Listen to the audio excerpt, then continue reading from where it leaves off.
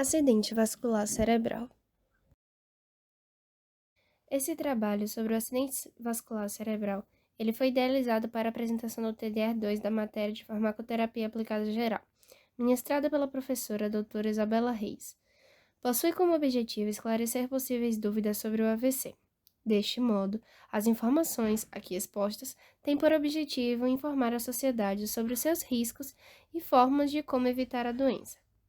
Este vídeo é apresentado pela aluna Larissa Gabriele Gonçalves Santa Bárbara e o aluno Iago de Souza Lima.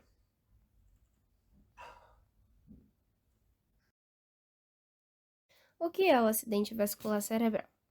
O AVC decorre da alteração do fluxo de sangue ao cérebro, responsável pela morte das células nervosas da região cerebral atingida. O AVC ele pode se originar de uma obstrução de vaso sanguíneo, o chamado acidente vascular isquêmico, ou de uma ruptura do vaso, conhecido como acidente vascular hemorrágico. Tipos de AVC. Existem 3 tipos diferentes de AVC: o isquêmico, o hemorrágico e o transitório. O AVC isquêmico ele ocorre quando um dos vasos do sistema circulatório que fazem o suprimento de sangue e oxigênio do cérebro fica entupido ou obstruído de alguma forma, por meio de matérias como placas de gordura e coágulos sanguíneos. O AVC hemorrágico faz com que o paciente tenha um rompimento efetivo de uma ou mais veias do cérebro, causando sangramento que pode gerar pressão no cérebro. E o AVC transitório ocorre quando há uma interrupção temporária do fluxo de sangue ao cérebro, que pode acontecer por diversos motivos. Sintomas do AVC. Existem alguns sinais que o corpo dá que ajudam a reconhecer um acidente vascular cerebral.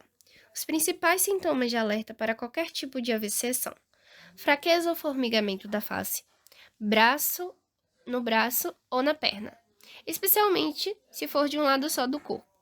Confusão mental, alteração da fala, alteração na visão, em um ou ambos dos olhos, alteração do equilíbrio, coordenação, tontura ou alteração no andar. Dor de cabeça súbita, intensa ou sem causa aparente também são sintomas do AVC.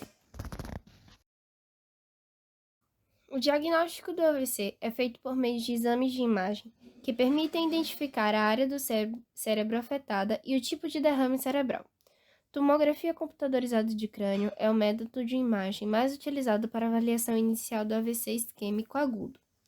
Existem alguns exames como o eletrocardiograma de repouso, glicemia capilar, hemograma completo com contagem de plaquetas, tempo de protrombina com medida do RNI, que é a razão internacional normalizada, tempo parcial de tromboplastina ativada, níveis séricos de potássio, sódio, ureia e creatinina, troponina também serão solicitados.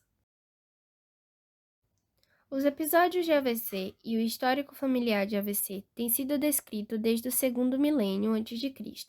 adiante. Na antiga Mesopotâmia e na Pérsia, Hipócrates foi o primeiro a descrever o fenômeno da paralisia repentina, que é frequentemente associado com a isquemia.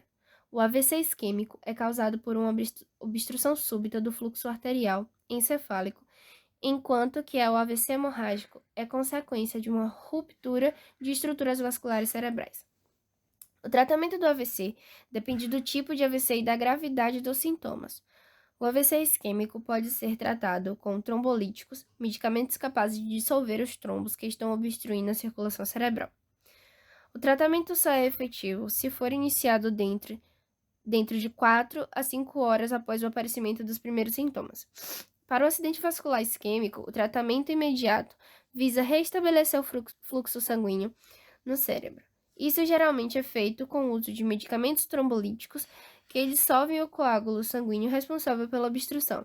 O Manual de Rotinas para Atenção ao AVC recomenda um regime de tratamento do AVCI agudo, como RTPA endovenoso. O tratamento do AVC ele é feito no Centro de Atendimento de Urgência, que são os estabelecimentos hospitalares que desempenham o papel de referência para o atendimento aos pacientes com AVC. Essas unidades de saúde disponibilizam e realizam o procedimento com o uso de trombolítico, conforme o protocolo clínico e diretrizes terapêuticas específicos. A reabilitação pode ser feita nos centros especializados em reabilitação, a melhor forma de tratamento, atendimento e reabilitação, que podem contar inclusive com medicamentos e devem ser prescritos por um médico profissional e especialista, conforme cada caso. Na terapia medicamentosa, a trombólise é um tratamento recomendado no AVC agudo, que envolve o uso de medicamentos trombolíticos para a destruição do coágulo, como alteplase, streptokinase e tenecteplase. Dentre os medicamentos, a alteplase é o mais utilizado e o único recomendado neste protocolo clínico e diretrizes terapêuticas. A posologia usada são frascos de 50 ml de diluente com 50 mg de alteplase, frascos de 20 ml de diluente com 20 mg de alteplase, frascos de 10 ml de diluente com 10 mg de alteplase. E aí a administração alteplase é 0,9 mg por quilo, o máximo é de 90 mg, por via intravenosa, com 10% da dose aplicada em bolos e o restante continuamente ao longo de 60 minutos. A administração da alteplase deve ocorrer em até 4 horas e 30 minutos do início dos sintomas do AVC. O uso de estatinas reduz as concentrações sanguíneas do colesterol LDL, substância que está associada à aterosclerose, à doença coronariana e ao AVC. Além do efeito sobre o colesterol, foi possível descrever a partir de alguns estudos efeitos antioxidantes, anti-inflamatório e vasodilatador das estatinas. Algumas das medicações encontradas no mercado são simvastatina, atorvastatina e rosuvastatina. A posologia dele, a simvastatina, ela é usada de 5 a 80 mg por dia. E aí esses ajustes posológicos, se necessários, devem ser feitos a intervalos não inferiores a 4 semanas, até o máximo de 80 mg por dia. A administração desses medicamentos é em dose única à noite e de preferência após a última refeição. Nos efeitos colaterais da terapia medicamentosa, o principal efeito adverso de todos os agentes trombolíticos consiste na ocorrência de hemorragia, que pode ser desencadeada por dois fatores: a lise da fibrina em tampões homostáticos, nos locais de lesão vascular, e o estado lítico sistêmico, provocado pela formação sistêmica de plasmina, produzindo fibrinogenose e destruição de outros fatores de coagulação, em especial os fatores 5 e 8. Como qualquer medicação, as estatinas podem, às vezes, gerar efeitos colaterais. As queixas de origem muscular, que são dor, fraqueza e câimbras, ocorrem em 5 a 10% de todos os casos. Em geral, com o uso de doses altas de estatinas, e são causa frequente de interrupção do tratamento. O risco de aumentar a glicemia existe, mas é pequeno. É um caso novo de diabetes para cada 1.000 indivíduos tratados, e ocorre principalmente em quem já é pré-diabético. Este medicamento é contraindicado para uso por mulheres grávidas ou amamentando. Nós temos interações medicamentosas nas estatinas e nos trombolíticos.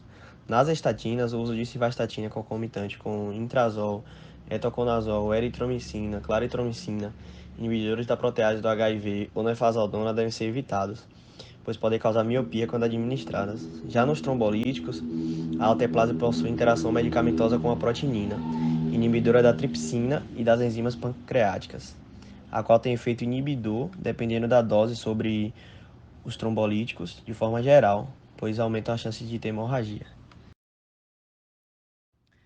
Ou então nós concluímos que o cuidado do farmacêutico consiste na orientação de pacientes e seus familiares quanto ao uso correto e racional dos medicamentos, seus efeitos adversos e interações medicamentosas, visando um tratamento farmacológico seguro e eficaz para o paciente. Quando o farmacêutico acompanha um paciente que teve ou tem muitos fatores de risco de ocorrer um AVC, seu dever é apresentar a importância da persistência do tratamento de doenças associadas ao AVC, o tratamento pós-AVC e mudança de hábitos de vida.